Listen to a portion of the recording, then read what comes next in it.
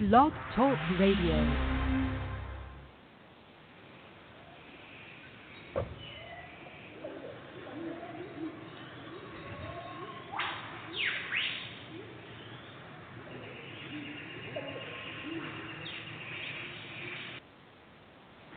Hello everyone, I'd like to welcome all of you back to Ohio Exopolitics. I'm your host, Mark Snyder. I want to start out the show this evening by reading a couple paragraphs from a book originally written by George Adamski, but kind of remade by Glenn Steckling. And he has a prologue in it that I believe Glenn himself completely wrote, that I want to read a little bit to you. It's about extraterrestrial life. It says here, in contrast to this opposition, the facts provided and still provide substantial, if not irrefutable, proof as to the existence of the visitation of intelligently controlled extraterrestrial spacecraft. A very brief historical analogy reveals a plethora of information, a fraction of which this chapter has space to include, which encompass many volumes of already well-documented publications. For example, biblical references, the wheel within the wheel, flying scroll, flying shield, flying chariots, and more as cited. There's a book called the Hebrew Book of Light, which comes from the 12th or 13th century, and it says there in the book, there were men from the sky on the earth in those days. A quote from Father Giordano Bruno, 1545 to 1600, who was burned at the stake by the Roman Catholic Church for his views. And Father Giordano Bruno said, innumerable suns exist, innumerable earths revolve around these living beings inhabits these worlds. So I just wanted to read to you a couple of these very interesting quotes, and I'm hoping to have Glenn back on the show before too long, if we can get a time for him to come on and work that all out. Let me talk a little bit about something in Contact Report 6, which deals with human evolution, human spiritual evolution. You know, there are 7 stages of evolution that all human beings go through. And it starts out in primitive thought, goes to rational thought, and then intelligent use of knowledge. 4th stage is real life. The 5th stage is life and creational wisdom. The 6th stage is a half physical, half spiritual stage. And the final stage is a stage where we're completely spirit. I think it might be helpful for me to play, if I can find a little clip here, just the beginning of a clip here on reincarnation. Then I'm going to jump back into some of these stages of life. Here we go.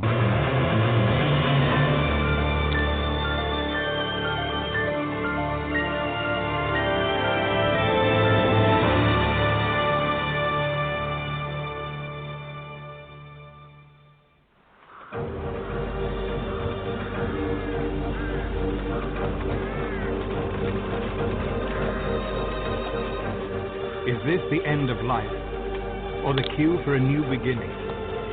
Millions believe in reincarnation. Is there proof it really happens?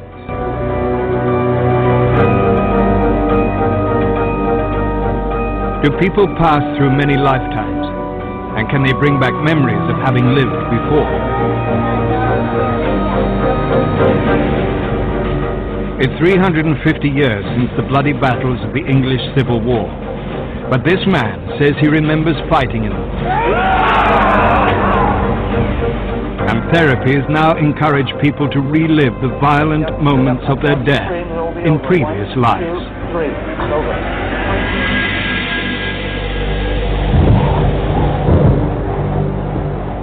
But what can be known for certain? Scientists are trying to assess the evidence from those who claim to have lived before. Will they prove that? Well, the Maya material says that reincarnation is reality and it's a fact of life, and obviously we couldn't get through all these stages in one lifetime, not the stages we're talking about here. Primary life is primary intellectual thinking, consciousness thinking. That's primitive life. On Earth, we're mostly in the second stage, which is rational life. And here on the Earth, we're at the second and third level of development. Some folks are at the third level. At this stage, in stage 2, we have a belief in higher powers, kind of a delusional faith, a fear of evil, a veneration of good. This is a germinating time for religions. And our lack of understanding of creation make us vulnerable to powers we don't understand. In this stage in our lives, in this stage in our development, spiritual growth is very, very slow for most people. Now, in the third stage of evolution, this was where we start to develop the intellect, high technology. We have the first uses of the power of our spirit. In this stage, we also start the generation of life forms. In the third stage of human evolution, societies start the beginning of space travel.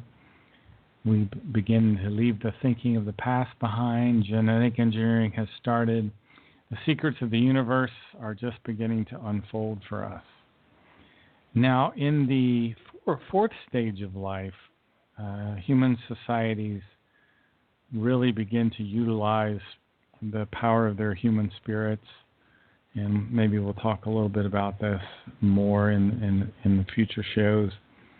But we also start to develop incredible technology, and there's a fascinating comment by Colonel Wendelle Stevens, who talks about in his book, Message from the Pleiades, Volume 1, he talked about that mankind actually starts in the fourth stage of their evolution to develop living organisms.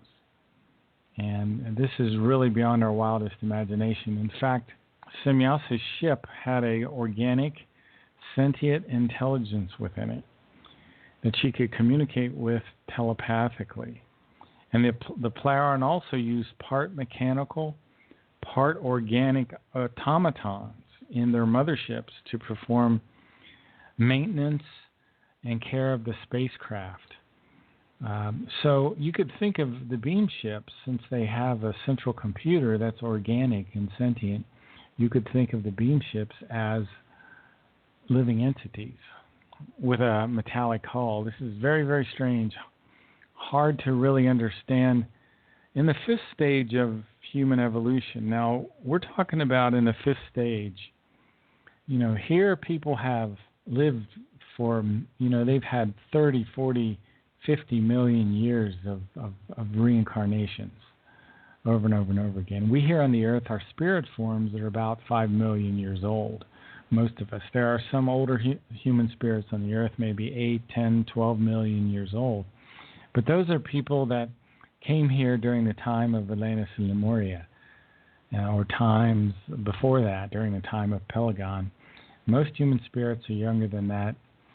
If your spirit originated on this planet, you're about 4 to 5 million years old in terms of your spiritual consciousness.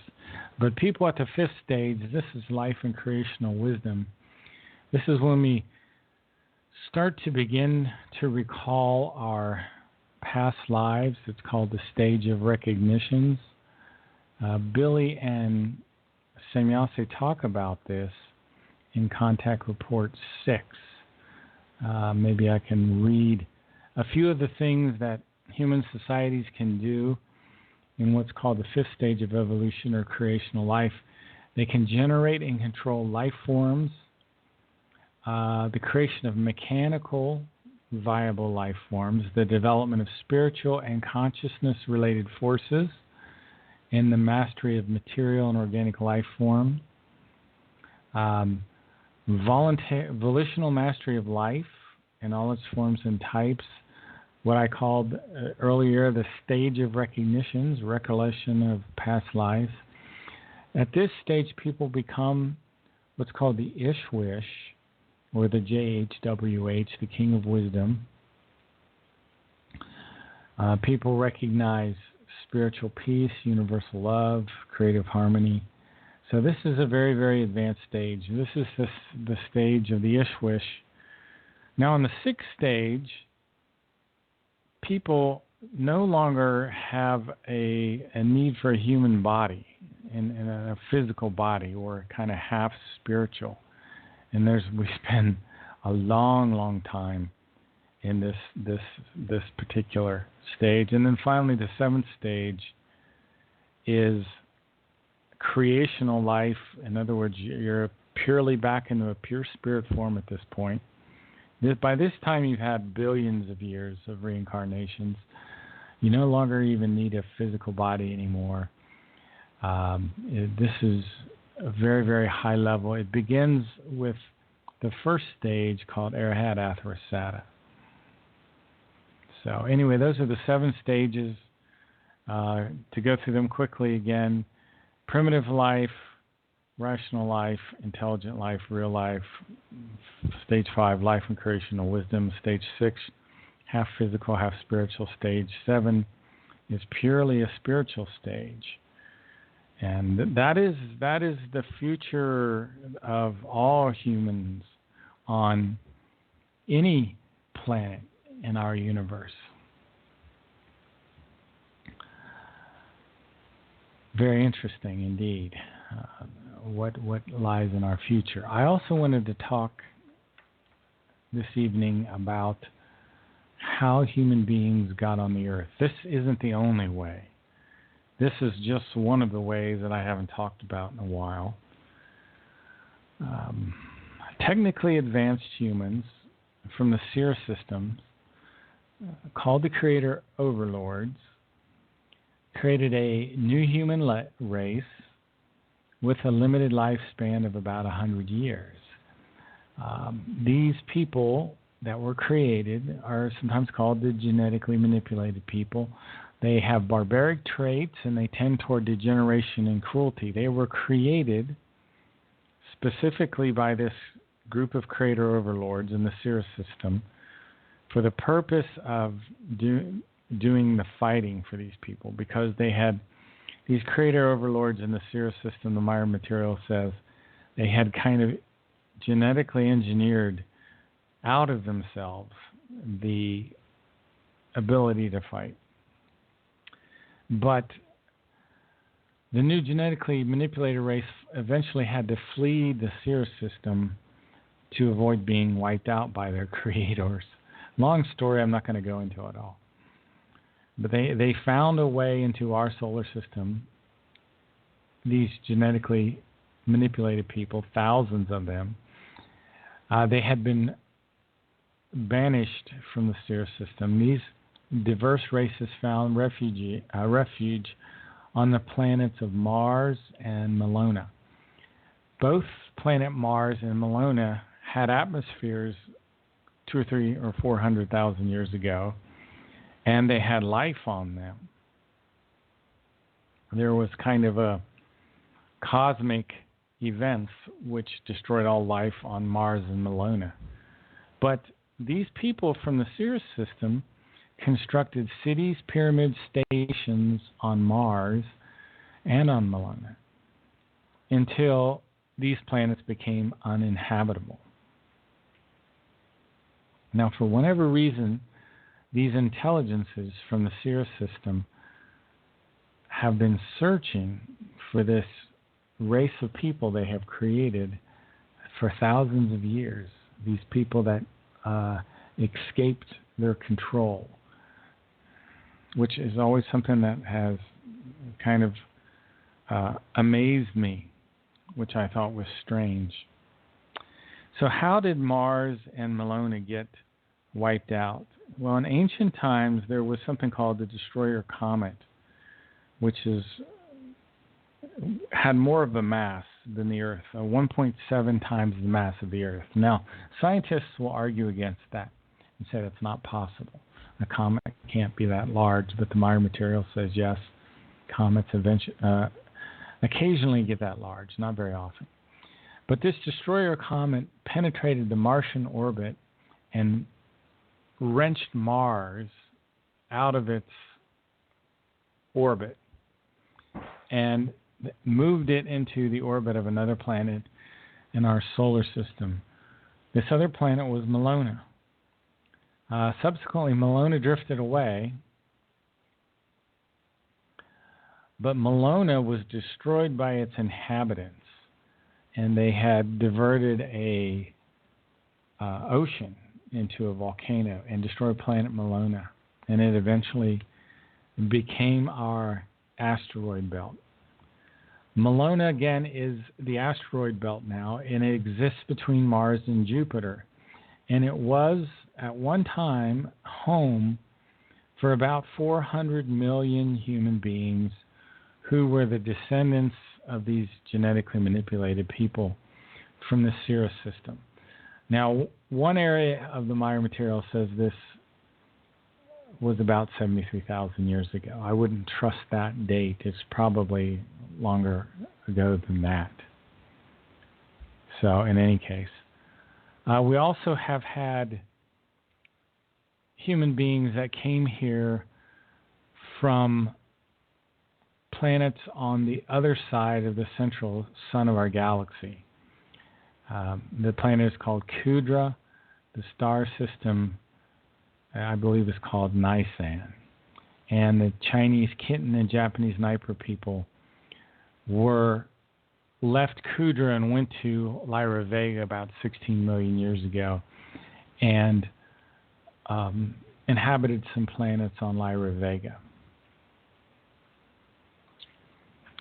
There were also descendants from extraterrestrial humans on Earth that went within Mount Shasta, and these people are known as the Hyperboreans, and I've talked about the Hyperboreans before.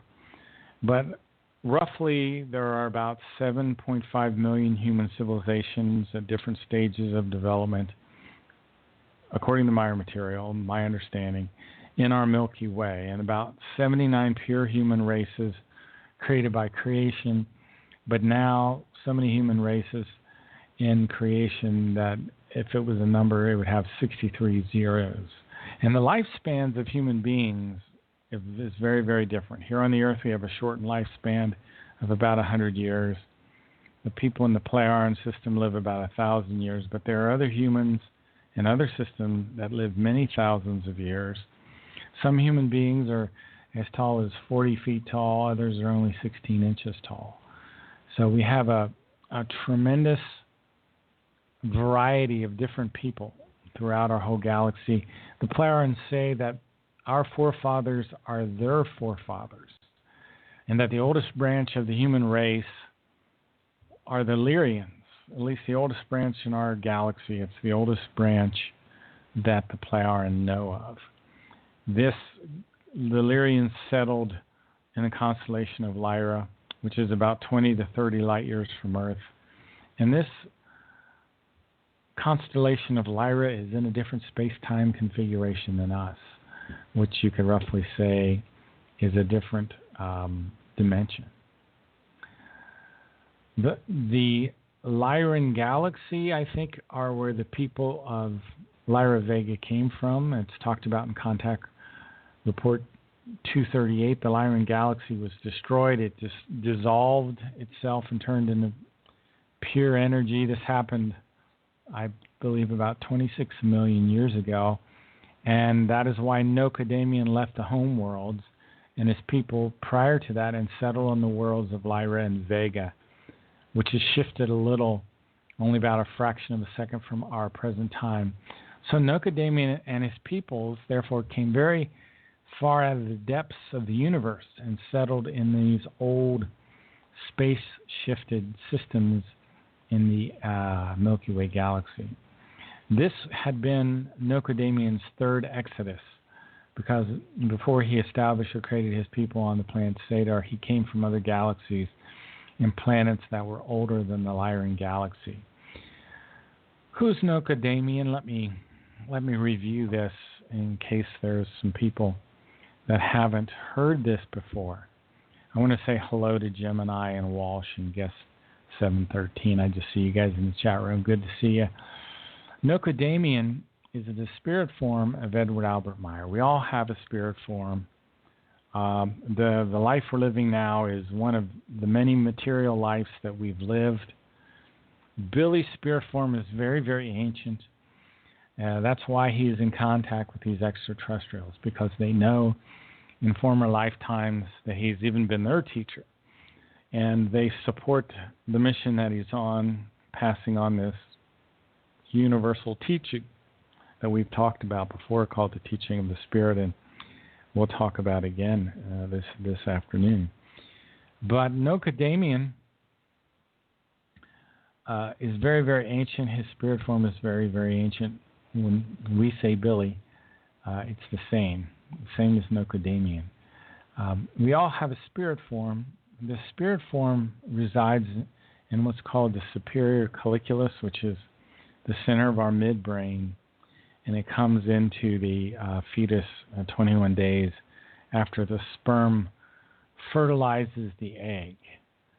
And as we grow up again, our previous lives' wisdom that's nestled in our subconscious will impulse us and give us inspirations and help us hopefully quickly progress back to the level of awareness that we were in our previous lives. So in this life, we can make some progress in our spiritual growth.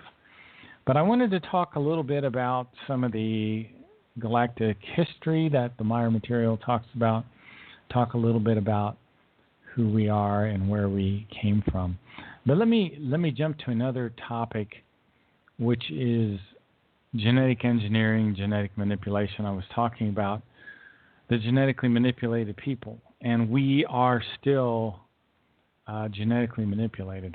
Why do I mean by that? Because, well, probably it's been millions of years ago since this happened. But our forefathers were those people from the Seer system that had the shortened lifespans and the increased aggression. And that genetic manipulation has spread to the people of the whole earth. Now we all have the shortened lifespans and all the increased aggressions. If you don't believe that, then just look at the news for a little while. Take a look at the UFC, which is the Ultimate Fighting Championships, and you'll understand that's the fastest growing sport in the world right now. The biggest deal in sports history was just made when the UFC was sold for $4 billion. So you think the NFL is rough. Next thing coming down the pike is the Ultimate Fighting.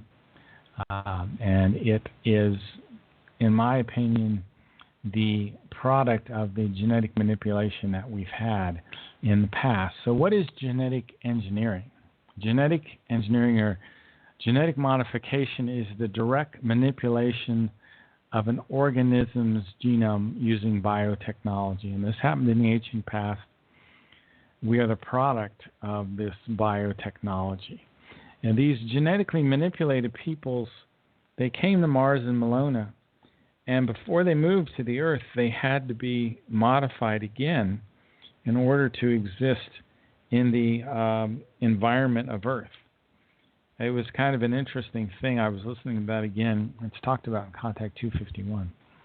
In any case, a genome is a full set of chromosomes, all the inheritable traits of an organism.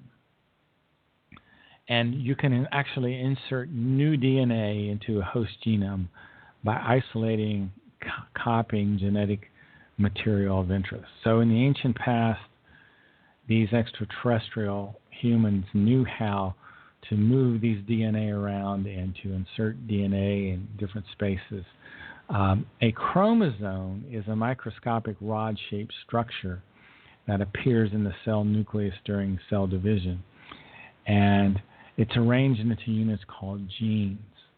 And the DNA is a molecular blueprint for every living thing. So we've been genetically manipulated, and eventually, and probably even our scientists already know this, there's like 1 or 2 genes that can be modified to bring back our longer lifespan. We'll see if that happens soon. Let me read a couple quotes from the Meyer material. that the future is not too far away in which it is possible to cruise through genetic manipulation of plants and animals and to create entirely new forms of life. So it can only be said that something called gene sodomy will inevitably come into being, even if it is contrary to the laws of creation. That doesn't mean that all genetic manipulation is. But I do know that if you do genetic manipulation outside a certain boundary, that it is not recommended anymore. Let me continue here. That is to say that genetic engineering or gene manipulation is in itself contrary to the laws of creation, because this is not the case. Quite the opposite. Both lie within the frame of creational principles, and so therefore are in line with progress and the evolution of human beings. So we will do genetic engineering in the future and gene manipulation, and that's fine and that's normal. But gene sodomy is the creation of not normally appearing life forms. And I'll elaborate on that. By crossing genetic material of different flora and fauna, for genetic engineering to be considering gene sodomy, these newly formed creatures must be able to reproduce. So if you're creating a creature that doesn't appear in nature, you shouldn't give it the ability to reproduce, is what they're saying, because gene sodomy is against the creational natural laws. And they say gene sodomy is an example of Ausartung in the German, which means to get out of control of the good human nature. And through the result of gene intersections of different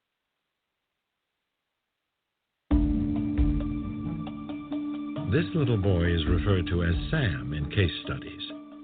A year and a half before he was born, his grandfather died. When he was about 18 months old, his dad was changing his diaper one day, and Sam looked up at him and said, "When I was your age, I used to change your diaper." Since 1996, Dr. Jim Tucker, a psychiatrist at the University of Virginia, has been gathering case studies of past life recognition in children that could prove that a soul returns to Earth in another body. Well, sorry, folks. For some reason, and I'm not sure why, I strangely got disconnected. I'm not sure. I can't tell you why. But I was talking about something called gene sodomy, which is the creation of not normally appearing creatures in nature and giving these creatures the ability to reproduce. So gene sodomy is said to be against the laws of nature. Now, gene manipulation is okay, and that's a normal thing that happens when human societies advance to a certain degree. Okay, so let me continue here. Genetic manipulation of any other kind does not follow because it is in whole always only through gene sodomy in which new life forms are created, as I said, are capable of reproduction. And they talk about animal-human seraphim or human-animal cherubim, which have been glorified by the Christian religion. Now, supposedly, the Maya material says the seraphim were animal-human hybrids, and the same with the cherubim. And very strange creatures. The seraphim is plural for the word seraph. And according to Christian religion, the seraph is a celestial being that hovers above God's throne. And it's talked about in Isaiah's vision. And they're said to be these fiery six-winged angels, which are attending upon Jehovah in Isaiah's vision.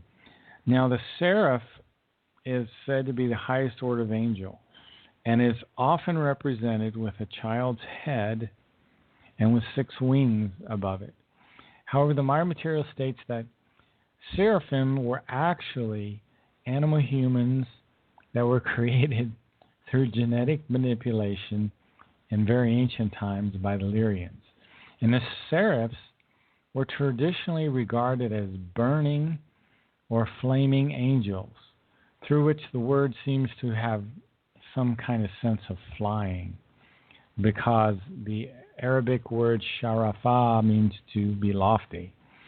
And it's sometimes interpreted the seraph as the fiery flying serpent. So, but these were the product of genetic engineering by extraterrestrials who were on the Earth. They were very advanced extraterrestrials. They had the ability to do genetic manipulation. They could cross animals and humans. And one of their creation of their genetic technology was something today called the Seraphim, which is, to the ancient man, looked like a six-winged angel. Okay, but not really the case. So in any case, I wanted to also share that with you this evening, which I thought was a very, very interesting thing. The genetic manipulation that's been done in the ancient past. Well, there, while I was temporarily off the air, I played the beginning of a very interesting clip by Ian Stevenson, and I'll play just pick back up with a short part of that again, where children talk about their past life memories. This little boy is referred to as Sam in case studies. A year and a half before he was born, his grandfather died. When he was about 18 months old, his dad was changing his diaper one day, and Sam looked up at him and said, "When I was your age, I used to change your diaper."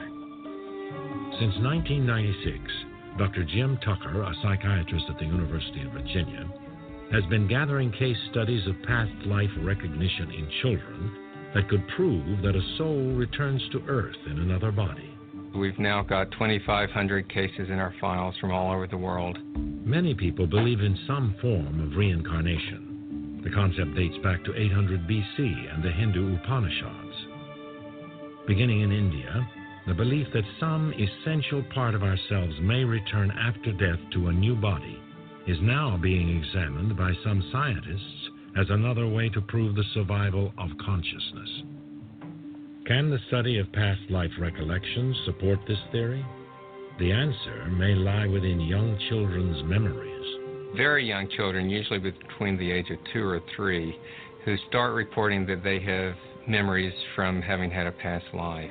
Some of them talk about being deceased relatives, but others will talk about being strangers in other locations. And if they give enough details, like the name of the other location, people have often gone there and found that, in fact, someone had died in the recent past whose life matches the details that the children gave. The late psychiatrist Dr. Ian Stevenson advanced the field of reincarnation research in the 1960s, interviewing over 3,000 people who claimed to have past life memories. 2/3 of them said that in a previous life, they died from unusual causes. He focused on 25 cases. Dr. Ian Stevenson, who's done some of the excellent work on reincarnation. So what happens, real quickly, briefly, reincarnation is what's called a creational natural law. It occurs all the time. It's part of nature. You have a material consciousness and a spiritual consciousness. Your spirit form has something within it called the gamut. The gamut controls the thoughts and the feelings of the spiritual consciousness. The material consciousness has your psyche. Your psyche controls the thoughts and the feelings of your material consciousness. Your material consciousness is who you are right now. It's your personality right now in this lifetime, during this time. In your subconscious are the memories of your previous life. This influences you. It impulses you as you go through this lifetime. Your purpose in this lifetime is to evolve your consciousness, to gather wisdom. And one of the things that goes hand in hand with wisdom is love. Love and wisdom go together. And creation and its laws are love and wisdom at the same time.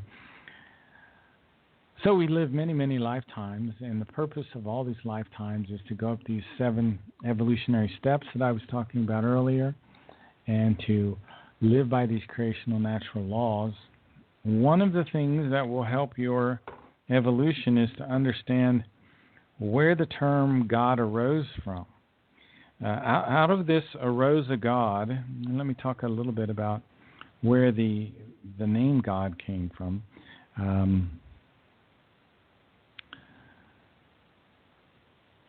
Out of this arose a God who was made personally responsible for all creation. Now, this is not true.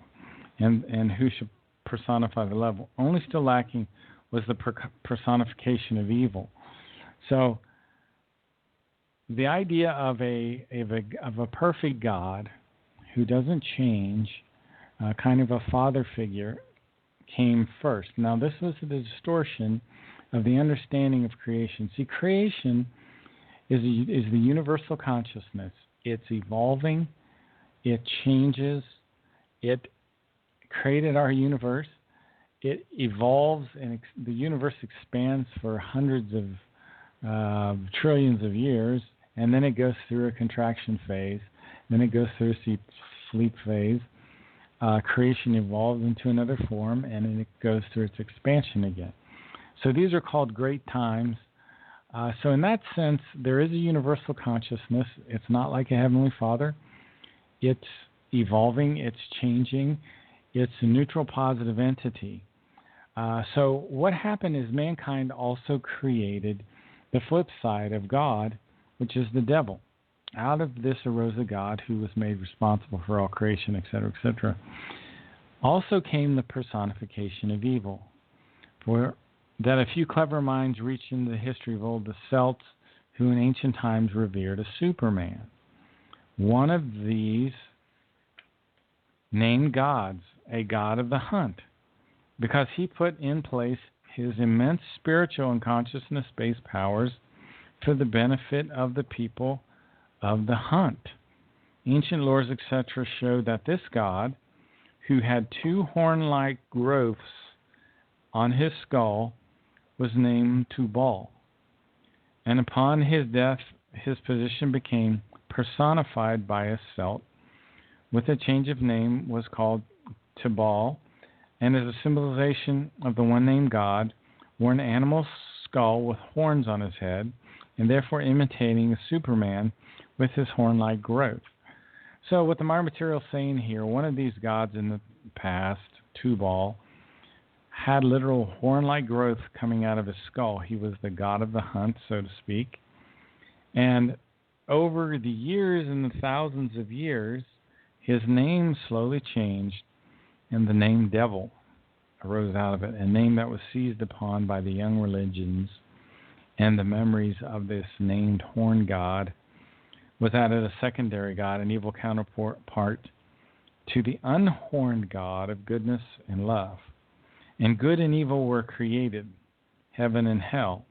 It was then easy for some charlatans, instigators of the people and might-greedy individuals with a talent for fantasy to invent fables and stories which found favor with the people as holy words and fundamental religious guidelines. So rolled the wheel of religious destruction. This is how Billy puts it.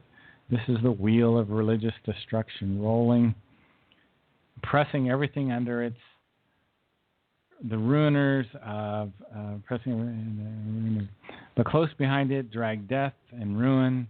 Vast quantities of fanatic, despairing, innocent, vengeful, unknowing blood has soaked the earth ever since through religious wars and religious hatred up to the present day. And there still is no end in sight to these interminable, terrible things. To this day, the human beings bestially annihilate each other because of the erroneous religious coerce them.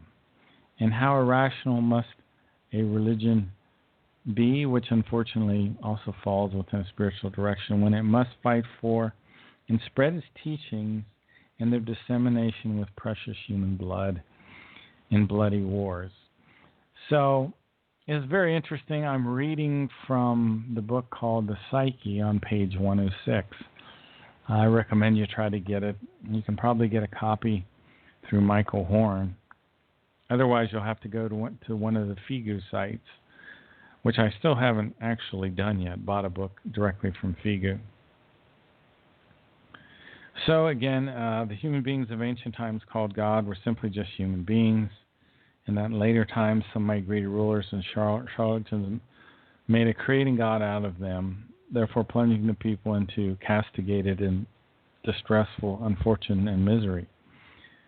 The cognition of this is very easy to comprehend. If there was a God as a religion, so you name him, then there would be only one single religion in the whole world, the religion of God. There would be no Confucianism, no Islam, no Hinduism, no Buddhism, just as there would also not be any other religions, and also no Christianity. And Billy's really hard on Christianity about he says that Christianity started or is responsible for a lot of the bloodshed in the world. And I'd have to go into a little more depth there to talk about that. Anyway, Tubal, the devil. I thought that would be an interesting thing to chat about briefly. Covered a lot of material tonight. Let me jump back into something that's also very controversial. You know, I don't know why I'm in the middle of this Meyer material sometimes. I don't feel like a controversial person. So I don't try to push this down anyone's throat. I just try to present the material, if I can, in kind of a neutral way. One of the things that always amazed me, that seems strange to me, actually, about the Meyer material, is the way they talk about Emmanuel, and that the original name of the Christ figure, what has become the Christ figure today, they say his name was originally Emmanuel. And there is a new Talmud of Emmanuel that's coming out shortly. And I'd like to get a copy, and when I do get a copy, we're going to be talking about it a little bit. One of the interesting things about the Talmud of Emmanuel and what it says, and this is chapter 34, not from the New Talmud, there's a better corrected translation coming out. I'm going to read this for you. This is very interesting. It says, whatever people believe to be two or three is actually one. So they should make everything that is two or three into one. Since the spirit in a person is a part of creation, it is one with creation. Consequently, it is not two. And since the body is a part of the spirit, in a different form and matter, is therefore one with the spirit. Consequently, it is not two. Let me repeat that. The body is part of the spirit. That's an astounding statement. The body, the physical body that we live in, is really part of the spirit. It's the spirit in a different form. It's a different form and matter. All matter is compressed energy. So your body is really like an extension of your spirit. They're one and the same. This comes from the Talmud. So the spirit and the body are a unity, not a duality. And another interesting thing that the Talmud says here is that creation is not perfect. Creation is evolving. And that is so different than the teaching of religion today that says there's a perfect God. And, well, let's look. One of the things I highlight as perfect evidence that creation is not perfect is that animals have to kill each other to live. We kill animals to eat. Now, as our technology goes forward far enough, I think we'll actually be able to create a meat through chemistry. So animals will not have to die anymore for human beings to get enough nutrition. But that day hasn't quite come yet. So as perfect evidence of creation, not being perfect. I say the animals wouldn't have to be killing each other in order to live. I call Earth the planet of unnecessary death now. And it's becoming even more. When you drive on an extended trip, take a look, pay attention to the side of the road. You're going to see a lot of dead animals. And I guarantee you, if you pay attention, you're going to be shocked. You see, creation is not perfect. And our religions teach us that there is a heavenly Father. There is a universal consciousness. It's not a heavenly Father. It's neither good nor evil. It's neutral positive. The incredible splendor of nature is the visible expression of the love of creation. Anyway, I started to talk about Emmanuel. See, I really had my biggest doubts about the whole story of Emmanuel, because I always thought, how in the world could the name of Jesus Christ have been Emmanuel? That, to me, didn't make any sense. So I did more research, and I came across some very, very strange and interesting things. Well, the one thing I found out was that the letter J is the youngest letter in our alphabet. It really never existed until about the mid-1500s. There was no letter J until about 1550 when Gian Giorgio Turissino invented the letter J. He was a scholar, an Italian scholar. Now, I have for you, and I'll throw this in the chat room, a link to a 1611 version of the King James Bible that you can click that link right there. And what you will see is the name IESVS, which is the Lord and Savior IESVS Christ. And that's what he was called in those original versions of the King James Bible. The letter J was originally a letter I, a swash letter that came about through an exaggerated serif. The Old English alphabet consisted of the following letters. We had A, B, C, D, E, F, G, H, I, J, K, L, M, N, O, P, Q, R, S, T, V, X, Y, Z. We did not have a W, we did not have a J or a U in the Old English. And there is a pretty good film on YouTube called The Letter J. If you go out on YouTube and you type in the letter J, you should be able to find it. Because no books written before 1600 AD had the letter J in them. Important political and religious figures' names began with the letter I, but later were changed to J. For example, Julius Caesar originally was not spelled with a J, nor did it have the sound of J, and the same with Jesus Christ. Some scholars believe that the words that began with an I were pronounced as if they had a Y. And the same thing with the 1611 version of the King James Bible. Had no J's in it. The names of James and John were changed. James' real name was Yaakov. I will put this in the chat room so you guys can see it. This was the name for that name right there. Hang on. I got to get back to my notes. That was James. And Yakunan, as close as I can pronounce that, was the name of John.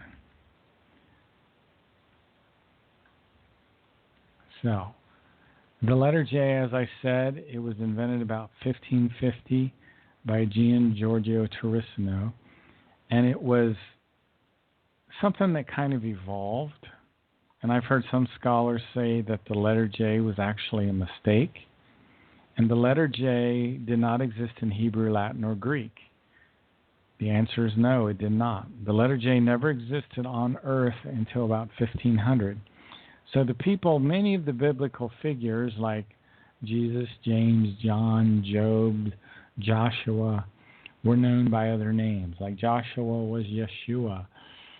James' real name was Yaakov, and the John's real name was Yakunan. I terrible pronunciations. Forgive me for that. A lot of times in Latin, you would get the name Iesus instead of Jesus. So where did Emmanuel come from? The Meyer material says Emmanuel was the original name of the original prophet. And it is one of the old traditional first names in its form. It is Emmanuel means the one with godly knowledge. And godly knowledge means knowledge of the Ishwish. And the story of the life of Emmanuel is in a book, like I discussed earlier, called The Talmud of Emmanuel. And as I said, there's a new version of the Talmud of Emmanuel. In 1963, the Talmud of Emmanuel was discovered by Edward Albert Meyer and a Greek Catholic priest named Isa Rashid, and it was found in these scrolls of encased preservative resin, and it was in the actual burial cave of Emmanuel. And it was written in Old Aramaic, and the document was buried under a flat rock in the tomb. Isa Rashid, the guy that did a lot of the original translation, didn't want his name to be publicized. He feared, and rightfully so, that he would be persecuted, and he was. He was eventually killed by the Mossad. The author of the scrolls was one of the disciples of Emmanuel, who was known by the name of Judas Iscariot. For about 2,000 years, he had wrongly been named as the traitor. Now, there were two Judases, and I always forget exactly which one was the author of the scroll and which one was the traitor. That's something that I'll have to come back. We can talk about that in the future. But in 1963, Rashid, I should say, took Billy, Edward Albert Meyer, to the actual burial cave of Emmanuel. And it was filled with a great deal of sand and dirt. And they did several excavations, and they found various items that confirm the contents of the script. Unfortunately, the document is no longer available. It was destroyed in a fire, and Isa Rashid was gunned down by the Mossad. I believe his whole family was killed. But like I said, there's a new version of the Talmud coming out. And I wanted to, along those lines, talk a little bit more about some of the things that are discussed in the Talmud. One is the Sermon on the Mount and what Emmanuel said. And let me read some of the things that Emmanuel said. Emmanuel saw the people following him. He went up on a hill and sat down, and his disciples came to him, and he taught them, saying, "Blessed are those who are rich in spirit and recognize the truth, for life is theirs. Blessed are those who endure hardship, for they shall thus recognize truth and be comforted. Blessed are the spiritually balanced, for they shall possess knowledge." Let me stop there. That's pretty good. Blessed are those who are spiritually balanced, for they shall possess knowledge. The Meyer material always talks about being neutral, positive. And it's really critical that you're neither too positive or too negative. The universal consciousness is neutral, positive. So we always strive for neutrality. And if you're going through the day and you feel yourself and you're getting really positive or really negative, then that should be a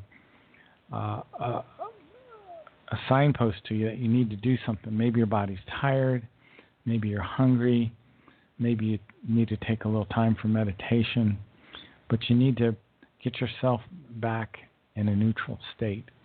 And the more you're spiritually balanced, the more you shall possess knowledge.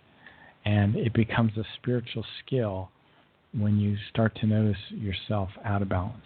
Let me continue. Blessed are those who hunger and thirst for truth and knowledge, for they shall be satisfied. So one of the important things is striving.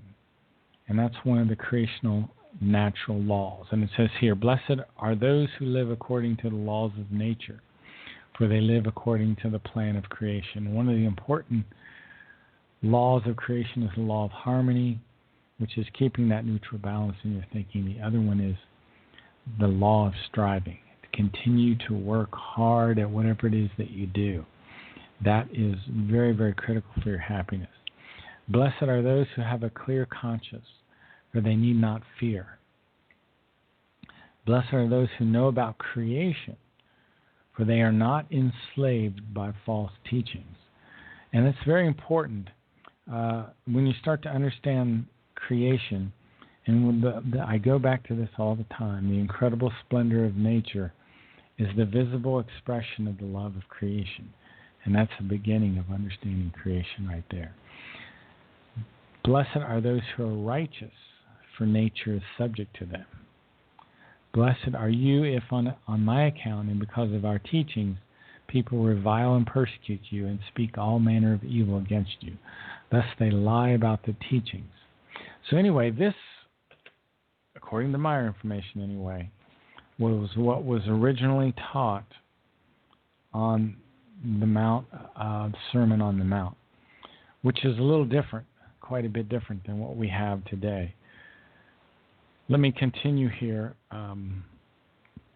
into some other things that Emmanuel talked about that you might be interested in. Ones are the laws and commandments. Since the laws and the directive of creation and the laws and direct commandments of God are in effect, they should be observed and respected. Now, this is a perfect example of why they retranslated the original Talmud. Because that God, the term God should probably be King of Wisdom or Ishwish. And otherwise, this will get horrifically confusing for people. So, in any sense, let me continue. Just as the laws and directives of creation are the laws and directives for life and spirit, so the laws and commandments of God, let's scratch that. The laws and commandments of the Ishwish, the King of Wisdom, are the laws and commandments for material life and human regulation. See, one of the big confusion points in the original Talmud was this confusion of creation and God. The Meyer material, anyway, the Meyer material says that God doesn't really exist, that the gods of old were men. And the term, the real term is the universal consciousness, which is not perfect, which is evolving. It's a magnificent superintelligence, but it's not immutable. It is not a heavenly Father. It's evolving, as everything that lives must evolve and must change. I want to thank all the folks that were listening. You've been listening to Ohio Exopolitics. Have a great week, and we'll see you next week. Bye-bye.